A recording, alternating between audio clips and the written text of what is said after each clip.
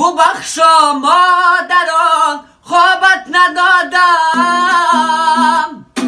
شبی تاریک و ما تابت ندادم، ز دستی ما غمی دنیا کشیدی، ولی من کاسه آبت ندادم.